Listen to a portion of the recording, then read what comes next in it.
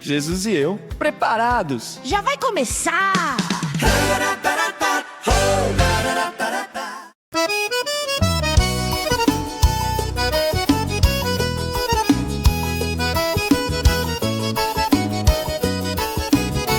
Jonas fugiu, foi pro mar, mas Deus mandou ele voltar.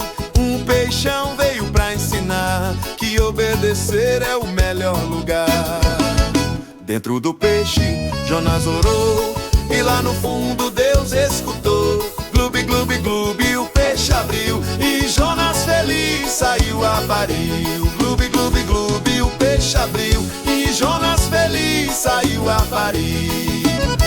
Deus mandou ele avisar, Nínive precisa mudar. Jonas foi e pregou amor, e todo mundo conheceu o Senhor.